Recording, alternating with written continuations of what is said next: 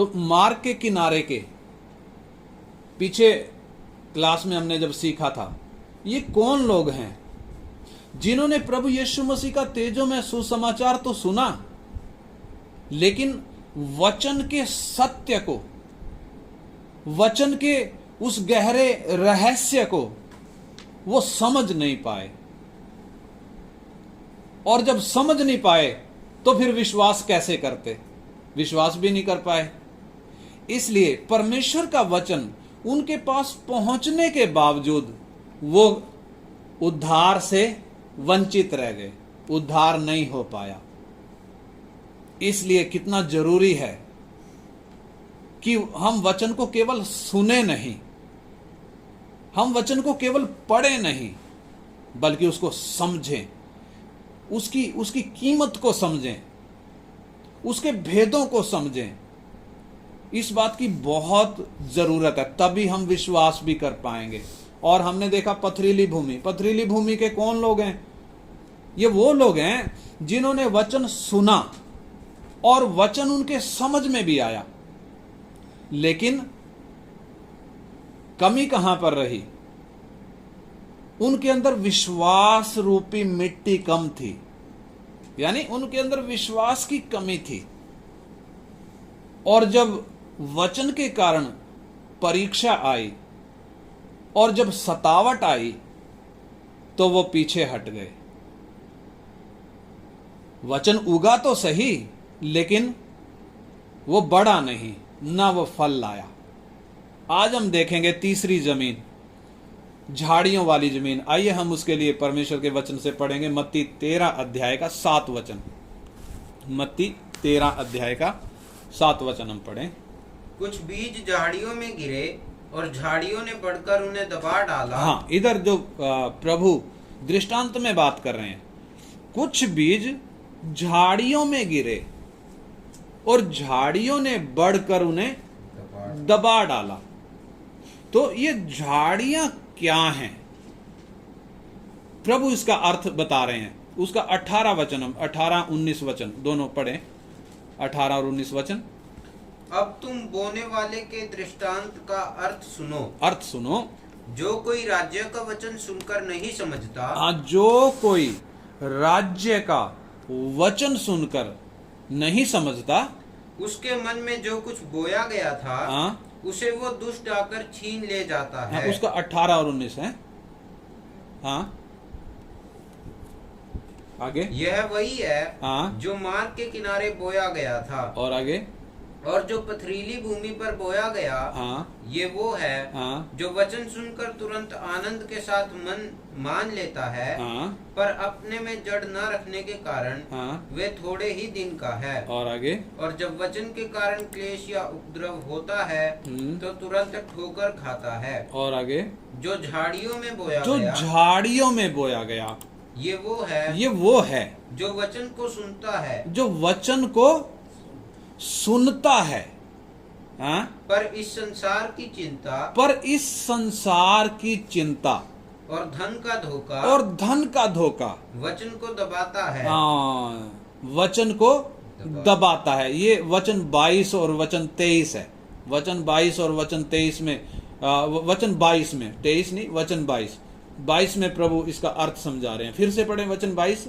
जो झाड़ियों में बोया गया, जो झाड़ियों में बोया गया, ये वो है जो वचन को सुनता है, जो वचन को सुनता है, पर इस संसार की चिंता, हाँ, और इस संसार की चिंता और धन का धोखा वचन को दबाता है। हाँ, वचन को दबाता है और वो फल नहीं लाता। ये परमेश्वर के वचन में। और उसका मरकुस 4 अध्याय का 18-19 पढ़ें। मरकुस 4 अध्याय उसका 18-19, 4 का 18-19। जो झाड़ियों में बोए गए, हाँ, देखिए इधर और थोड़ा डिटेल में प्रभु बता रहे हैं। जो झाड़ियों में बोए गए, ये वे हैं जिन्होंने वचन सुना और संसार की चिंता, नंबर 1 संसार की चिंता, और धन का धोखा, नंबर 2 धन का धोखा, और अन्य वस्तुओं का लोभ हाँ, अन्य वस्तुओं का लोभ, हाँ, उनमें समाकर वचन को दबा देता हाँ, है। ये है वो झाड़ियां, संसार की चिंता, धन का धोखा और वस्तुओं का लोभ उनमें समा जाता है, वचन को दबा देता है और वो निष्फल रह जाता है। और इसका लूका में भी पढ़ें, लूका 8 अध्याय का 14 वचन, लूका 8 अध्याय का 14 वचन। जो झाड़ियों में गिरा, जो झाड़ियों में गिरा, ये वे हैं जो सुनते हैं पर आगे चलकर चिंता और धन और जीवन के सुख विलास में फंस जाते हैं। जीवन के सुख विलास में फंस जाते हैं और उनका फल नहीं पकता। यानी ये 4 बातें हैं। 3 बातें मरकुस में हमने पढ़ी 18 और 19, 4 अध्याय का 18 और 19 में, और एक लूका 8 का 14 में हमने पढ़ी। यानी ये झाड़ियों वाले, ये वो लोग हैं जिन्होंने सुसमाचार सुना, वचन उनके अंदर गया और अंदर जाकर उगा और बढ़ा, लेकिन इधर लूका में लिखा आगे चलकर उनके अंदर क्या हो गया, झाड़ियां उगाई, और वो झाड़ियां बहुत तेजी से बढ़ गईं। वचन जिस तरीके से बढ़ रहा था उससे ज्यादा तेजी से झाड़ियां बढ़ गईं और वचन को दबा दिया, इसलिए उनमें फल नहीं आया, या थोड़ा बहुत फल आया तो वो पक नहीं पाया। यानी उन्होंने वचन सुना और उनके समझ में भी आया वचन, उन्होंने वचन पर विश्वास भी किया, परंतु जब धीरे धीरे झाड़ियां उगने लगी, झाड़ियों ने वचन को दबा दिया। तो ये झाड़ियां क्या हैं? प्रभु इसके बारे में इधर 4 बातें समझा रहे हैं। संसार की चिंता, धन का धोखा, अन्य वस्तुओं का लोभ और जीवन का सुख विलास। ये 4 झाड़ियां हैं जो एक व्यक्ति के अंदर समा जाती हैं और वचन को दबा देती हैं। तो इसको थोड़ा थोड़ा हम देखेंगे परमेश्वर के वचन से कि ये क्या चीज है, ये झाड़ियां वास्तव में है क्या, संसार की चिंता वास्तव में है क्या। संसार की चिंता के बारे में जब हम संसार को देखते हैं, संसार क्या है? एक संसार के अंदर एक अट्रैक्शन है, एक आकर्षण है जो एक व्यक्ति को अपनी ओर खींचता है। यानी इस संसार के रीति रिवाज, इस संसार के तीज त्योहार, फैशन, इस संसार का चकाचौंध हर किसी को अपनी ओर खींचता है। यानी हम भी इस संसार में रहते हैं। परमेश्वर कभी नहीं ये बात कहता कि हम इस संसार से निकलकर कहीं जंगल में जाकर रहें। यह नहीं कहता परमेश्वर हमसे, बल्कि वो तो यह कहता है तुम जगत की ज्योति हो। यानी जगत में रहकर हमने चमकना है। वो जगत से निकलने के लिए हमें नहीं कहता, बल्कि परमेश्वर का वचन क्या कहता है उसका हम पढ़ेंगे। 1 कुरिन्थी 7 अध्याय 31 वचन, 1 कुरिन्थी 7 अध्याय का 31 वचन, 7 का 31। और इस संसार के साथ व्यवहार करने वाले ऐसे हों। हाँ, इस संसार के साथ व्यवहार करने वाले ऐसे हों कि संसार ही के ना हो लें। हाँ, वो संसार ही के ना हो लें, क्योंकि इस संसार की रीति और व्यवहार बदलते जाते हैं। हाँ, इस संसार की रीति और व्यवहार क्या होते हैं? बदलते जाते हैं। इसलिए परमेश्वर कह रहा है कि हम इस संसार के ना हो लें। यानी एक विश्वासी इस संसार का ना हो, परमेश्वर वो चाहता है। लेकिन समस्या कहां पे है? कुछ विश्वासी संसार से समझौता कर लेते हैं, यानी अपने विश्वास को उतना इंपॉर्टेंस ना देकर वो संसार से हाथ मिला लेते हैं, संसार से मित्रता कर लेते हैं, वो संसार में घुल मिल जाते हैं। यानी जैसा इस वचन में लिखा है, वो संसार के हो जाते हैं और भूल जाते हैं कि हम संसार के नहीं हैं, हम तो परमेश्वर के हैं। ये बात को भूल जाते हैं। अगर हम देखें तो परमेश्वर ने हमें जगत में से चुना है। किसके लिए? अपने लिए चुना है। और वो चाहता है कि हम संसार से अलग दिखें। लेकिन ये अलगदाई, बहुत सारे विश्वासी इसकी कीमत को नहीं समझते। इसकी कीमत को ना समझने के कारण संसार में घुल मिल जाते हैं। परमेश्वर का वचन कहता है, अविश्वासियों के साथ असमान जुए में ना जुतो। यानी उनका जुआ बहुत भारी है, उनके साथ असमान जुए में हम नहीं जुट सकते। और परमेश्वर का वचन यह भी चेतावनी देता है कि संसार से मित्रता करनी, परमेश्वर से बैर करना है। और जो कोई संसार का मित्र होना चाहता है, वो अपने आप को परमेश्वर का बैरी बनाता है करके परमेश्वर का वचन साफ साफ कहता है। इसलिए संसार की चिंता, ये वो झाड़ी है जो वचन को दबा देती है। कब? जब एक व्यक्ति संसार को प्रेम करने लगता है, वचन को उतना महत्व ना देकर जब संसार की बातों को महत्व देता है, जब संसार की चिंता करता है, तब वचन कभी भी फल नहीं लाएगा। और दूसरी बात इधर जो लिखी है, धन का धोखा। धन का धोखा ये क्या चीज है? इससे हमें मालूम पड़ता है कि धन धोखेबाज है, ये धोखा देता है। लेकिन हम देखें तो असलियत क्या है? संसार में हर कोई धनी बनना चाहता है, हर कोई चाहता है कि मैं धनी हो जाऊं। जिसे देखो उसे पैसे का भूत सवार है, इसलिए अपना सारा जीवन वो पैसा कमाने में खपा देते हैं। पढ़ाई भी पैसा कमाने के लिए, नौकरी या व्यापार या मजदूरी, वो सब किसके लिए? पैसा कमाने के लिए। जिसके पास 1000 हैं वो हजारों से संतुष्ट नहीं है, जिसके पास लाख हैं वो लाख से संतुष्ट नहीं है, जिसके पास करोड़ हैं वो करोड़ से संतुष्ट नहीं है, उससे भी ज्यादा जिसके पास हैं अरबों खरबों, वो उनसे भी संतुष्ट नहीं है। मौका मिले तो चोरी करने से पीछे नहीं हटेंगे, मौका मिले तो रिश्वत लेने से पीछे नहीं हटेंगे, मौका मिले तो हेरा फेरी भी कर लेंगे। और जब हम विश्वासियों की बात करते हैं तो बहुत सारे हैं जिनके अंदर पैसे का प्रेम है, परंतु परमेश्वर का वचन हमें क्या बता रहा है? धन का धोखा, यानी धन धोखेबाज है। नीति वचन का 23 अध्याय 4 और 5 वचन, नीति वचन का 23 अध्याय उसका 4 और 5 वचन पढ़े।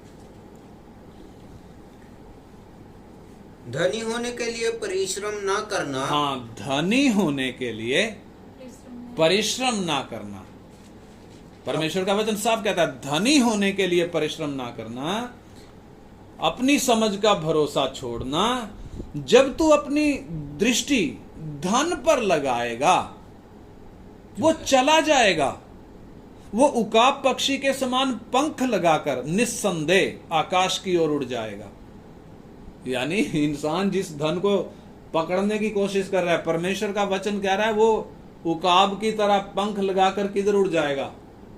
आकाश की ओर, यानी धोखेबाज है। एक और सबोपदेशक 5 अध्याय का 12-13 वचन, सबोपदेशक 5 अध्याय का 12 और 13 वचन, सबोपदेशक 5 का 12-13 12-13। परिश्रम करने वाला चाहे थोड़ा खाए या बहुत, तो भी उसकी नींद सुखदायी होती है, परंतु धनी का धन बढ़ने के कारण उसको नींद नहीं आती। हाँ, देखिए इधर परमेश्वर का वचन कितना साफ दुनिया की हालत को बयान कर रहा है। जो लोग मेहनत करते हैं वो चाहे पेट भरकर खाएं या वो चाहे भूखे भी हों, चाहे थोड़ा ही खाते हों, तो भी उनको मीठी नींद आती है। इधर लिखा सुखदाई नींद आती है उनको। लेकिन धनी का धन जब बढ़ता है उसकी नींद उड़ जाती है, उसकी नींद उड़ जाती है। ये वचन साफ कहता है और ये सच है। और उसका 13वां वचन, मैंने धरती पर एक बड़ी बुरी बला देखी है, अर्थात वो धन जिसे उसके मालिक ने अपनी ही हानि के लिए रखा हो। वो धन, बुरी बला क्या है इस धरती पर? इंसान तो धन जोड़ता है मेरे काम आएगा, परंतु इधर परमेश्वर का वचन हमें बताता है वो धन जिसे उसके मालिक ने अपनी ही हानि के लिए रखा है।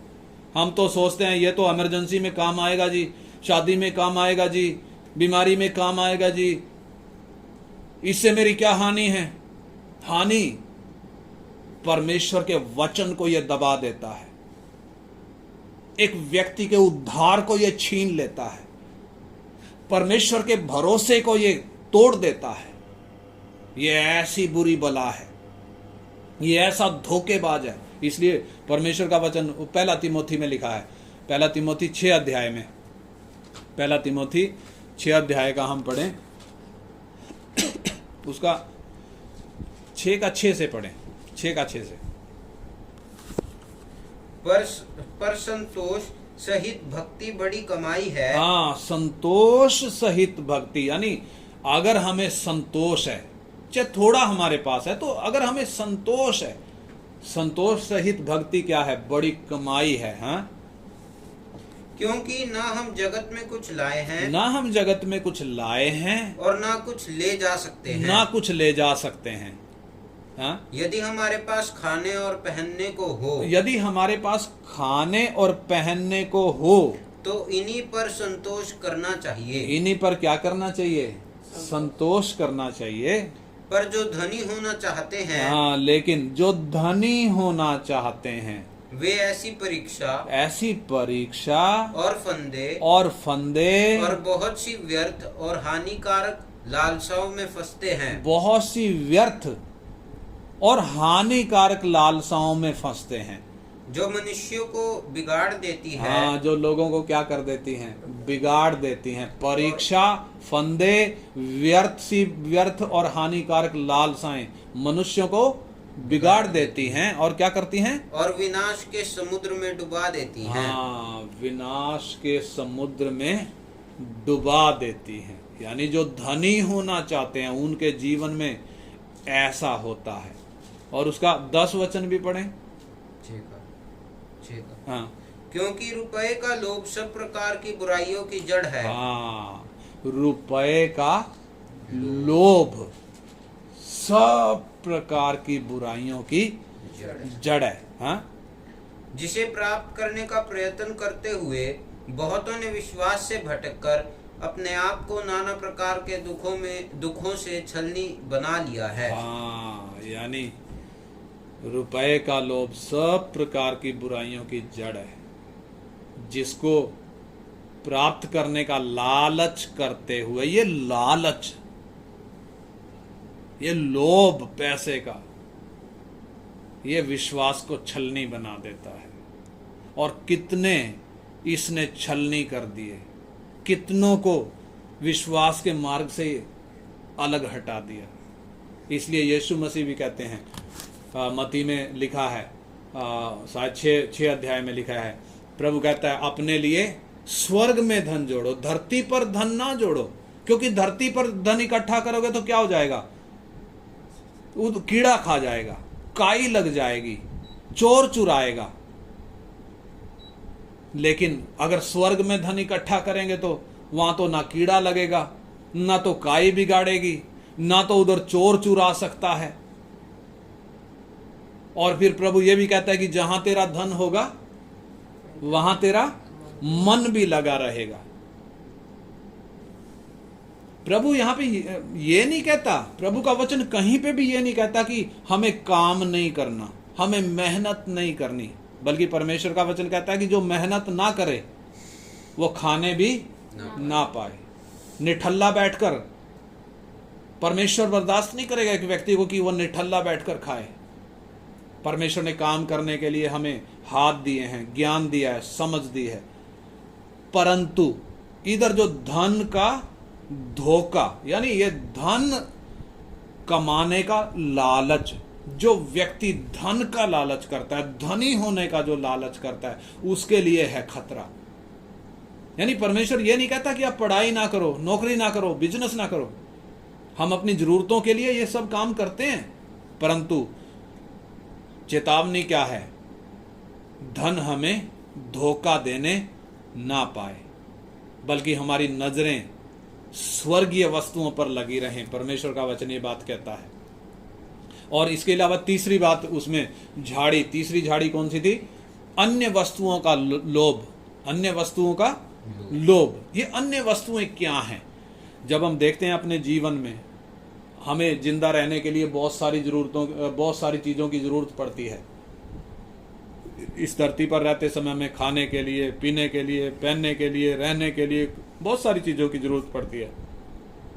और जब इन चीजों की जरूरत पड़ती है तो हम काम करते हैं, मेहनत करते हैं, उसमें कोई बुराई नहीं है, लेकिन उसके लिए लालच करना, उसके लिए चिंता करना, उसके लिए परमेश्वर चेतावनी दे रहा है। मत्ती 6 अध्याय उसका 31 से 33 वचन पढ़ें। मत्ती 6 अध्याय 31 से 33, जल्दी से। मत्ती 6 का 31 से 33। इसलिए तुम चिंता करके यह ना कहना कि हम क्या खाएंगे या क्या पिएंगे या क्या पहनेंगे, क्योंकि अन्य जाति इन सब वस्तुओं की खोज में रहते हैं, पर तुम्हारा स्वर्गीय पिता जानता है कि तुम्हें इन सब वस्तुओं की आवश्यकता है। इसलिए पहले तुम परमेश्वर के राज्य और उसके धर्म की खोज करो, तो ये सब वस्तुएं भी तुम्हें मिल जाएंगी। हाँ, देखिए परमेश्वर प्रभु यीशु मसीह स्पष्ट बता रहे हैं कि तुम चिंता करके, क्या करके? चिंता करके ये ना कहना कि हम क्या खाएंगे या क्या पिएंगे या क्या पहनेंगे। यानी इन चीजों की हमें चिंता करने की जरूरत नहीं है। प्रभु नहीं चाहता हम इन चीजों के लिए चिंता करें। प्रभु नहीं चाहता हम इन चीजों के लिए अपनी जान दांव पर लगाएं। प्रभु नहीं चाहता हम इनके लिए अपने अंदर बहुत लालसा रखें। हाँ, हम मेहनत करते हैं, लेकिन इनका लालच ना करें, इन वस्तुओं का लोभ हम ना रखें।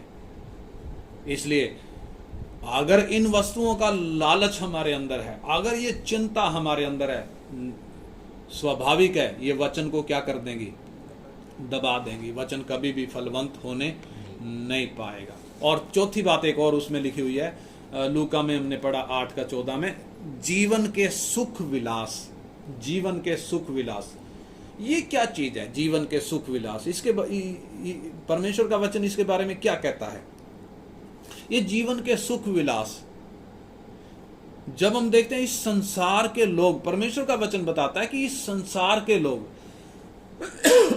परमेश्वर के नहीं बल्कि सुख विलास के खोजी हैं। किसके खोजी हैं? परमेश्वर के खोजी नहीं है, बल्कि सुख विलास के खोजी हैं इस संसार के लोग। और उन्हें दोपहर में सुख विलास करना भला लगता है। यानी दिन दोपहर सुख विलास करना उन्हें भला लगता है, परमेश्वर का वचन कहता है। और लोगों से परमेश्वर का वचन कह रहा है कि तुम पृथ्वी पर भोग विलास में लगे रहे और बड़ा ही सुख भोगा। और मालूम है रिजल्ट क्या है? तुमने वध के दिन के लिए अपने हृदय को मोटा ताजा किया है। सुख विलास करके क्या किया है? अपने आप को मोटा ताजा किया है। किसके लिए? घात होने के लिए। यानी सुख विलास का मतलब क्या है? घात होने के लिए एक व्यक्ति अपने आप को क्या कर रहा है? तैयार कर रहा है। और हम विश्वासी, हम भी तो पहले सुख विलास और तरह तरह की अभिलाषाओं के गुलाम थे। ये भी बात परमेश्वर का वचन तीतुस 3:3 में लिखा है। हम क्या थे? हम पहले अनेक प्रकार की अभिलाषाओं के गुलाम थे, सुख विलास के गुलाम थे, लेकिन जब हम विश्वास में आ गए तब हमें सुख विलास का गुलाम होना नहीं चाहिए। परंतु कई हैं विश्वास में आने के बाद ये सुख विलास के पीछे लग जाते हैं, सुख विलास के खोजी हो जाते हैं, सुख विलास में अपना जीवन बिताना चाहते हैं। लेकिन परमेश्वर का वचन हमें स्पष्ट चेतावनी देता है। उसका पढ़ेंगे याकूब 4:1, याकूब की पत्री 4 अध्याय का 1 वचन, याकूब की पत्री 4:1। तुम में लड़ाइयां और झगड़े कहाँ से आ गए? हाँ, तुम में लड़ाइयां और झगड़े कहाँ से आ गए? क्या उन सुख विलासों से नहीं जो तुम्हारे अंगों में लड़ते भिड़ते हैं? हाँ, तुम में लड़ाइयां और झगड़े कहाँ से आए? ये उन सुख विलासों से आए हैं जो तुम्हारे अंगों में लड़ते भिड़ते हैं। यानी सुख विलास का रिजल्ट एक क्या भी है? लड़ाई और झगड़े। और सुख विलास का एक रिजल्ट क्या भी है? अपने आप को घात करने के लिए तैयार करना। और परमेश्वर का वचन कहता है, प्रकाशित वाक्य में लिखा है, जो सुख विलास में जीवन बिताते हैं उनको क्या करना पड़ेगा? रोना पड़ेगा। एक टाइम आएगा वो रोएंगे, छाती पीटेंगे, शोक करेंगे, मातम मनाएंगे। यानी ये जीवन की ये संसार की चिंता और ये धन का धोखा और जीवन की बाकी चीजों का लोभ और ये सुख विलास, ये ऐसी झाड़ियां हैं जो एक व्यक्ति के अंदर घुसती हैं और अंदर घुसकर ये करती क्या है? वचन को दबा देती हैं, विश्वास को छलनी कर देती हैं, विश्वासी को विश्वास से पीछे हटा देती हैं और उसे वापिस संसार की ओर खींच लेती हैं। संसार का हो जाता है व्यक्ति और वचन कभी भी फलने नहीं पाता, कभी भी फलने नहीं पाता। इसलिए झाड़ियां कितनी घातक हैं, कितनी घातक हैं, परमेश्वर का वचन हमें साफ बताता है। लेकिन इधर सवाल उठता है कि ये झाड़ियां उगती क्यों हैं? जब एक व्यक्ति ने वचन स्वीकार कर लिया, वचन को जब सुना, समझा, उसको स्वीकार कर लिया, उस पर विश्वास कर लिया, तो सवाल उठता है ये झाड़ियां क्यों आ गई? फिर विश्वासी है तो उसमें झाड़ियां क्यों आ गई? अगर हम देखें तो ये झाड़ियां क्यों आई? क्योंकि ये विश्वासी अपने आत्मिक जीवन के प्रति लापरवाह हो गया, ये ढिलाई बरतने लग गया। शुरुआत में ऐसा नहीं था। शुरुआत में क्या था? मार्ग के किनारे वाले कौन है? जिन्होंने वचन को सुना परंतु समझा नहीं, शैतान चुरा ले गया। परंतु ये झाड़ी वाले, ये मार्ग के किनारे के नहीं है। इन्होंने वचन को समझा, शैतान को चुराने नहीं दिया। और पथरीली जमीन वाले ने, उनमें क्या हुआ? उन्होंने वचन सुना, समझा, लेकिन जब वचन के कारण परीक्षा आई तो क्या हो गया? वो गिर गए। सतावट आई तो वो डर गए, पीछे हट गए। परंतु ये झाड़ी वाले, ये उनमें के भी नहीं है। यानी शैतान जब सतावट लेकर आया, शैतान जब परीक्षा लेकर आया, तो इन्होंने क्या किया? इन्होंने शैतान का सामना किया। परीक्षा आने पर ये गिरे नहीं, सतावट आने पर ये डरे नहीं। लेकिन जब इनकी शुरुआत ऐसी थी तो फिर झाड़ियां कैसे आ गई? झाड़ियां तो नहीं आनी चाहिए थी जब शुरुआत इनकी इतनी अच्छी थी। झाड़ियां क्यों आ गई? इनकी लापरवाही के कारण। बहुत सारे विश्वासी हैं जो अपने आत्मिक जीवन के प्रति लेजी हो जाते हैं, सुस्त हो जाते हैं। इसलिए परमेश्वर का वचन कहता है, सबोपदेशक में लिखा है कि मृत्यु का दिन जन्म के दिन से उत्तम है। मृत्यु का दिन जन्म के दिन से उत्तम है। यदि हम अपनी मनुष्य की बुद्धि से सोचें तो ये कैसे हो सकता है? ये तो हो ही नहीं सकता। लोग तो जन्म के दिन में केक काटते हैं, गुब्बारे फोड़ते हैं, खुशियां मनाते हैं, लेकिन मौत के दिन में तो कोई ऐसा नहीं करेगा। मौत के दिन में कौन खुशी मनाएगा? कोई भी नहीं मनाएगा। तो फिर सवाल उठता है कि मृत्यु का दिन, यानी वो जन्म का दिन मृत्यु के दिन से, मृत्यु का दिन जन्म के दिन से उत्तम कैसे है?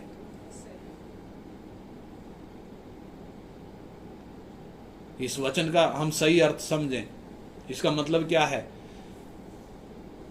कि एक व्यक्ति ने, एक विश्वासी ने अपना आत्मिक जीवन कितने अच्छे तरीके से शुरू किया वो मायने नहीं रखता, परंतु मायने क्या रखता है, उसका अंत कैसे होता है।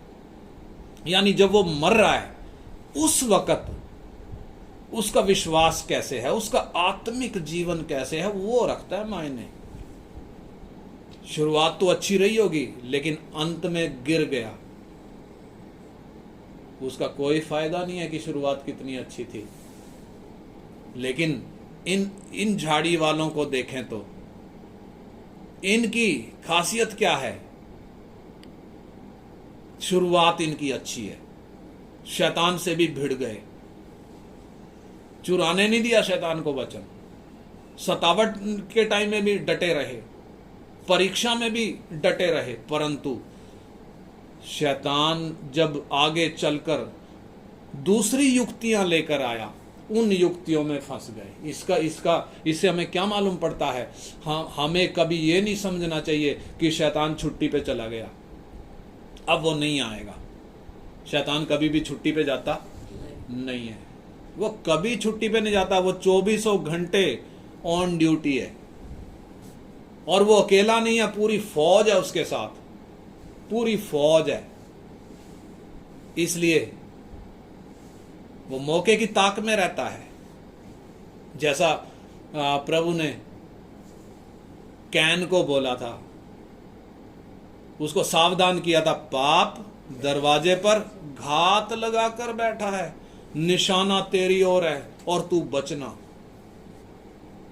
परंतु उसने जब वो सावधान नहीं रहा, परमेश्वर की चेतावनी को जब उसने नहीं समझा, पाप ने उसको दबोच लिया। ऐसे ही एक विश्वासी यदि अपने आत्मिक जीवन के प्रति सचेत नहीं है, सावधान नहीं है, प्रार्थना में, वचन में, संगति में अगर वो सिंसियर नहीं है,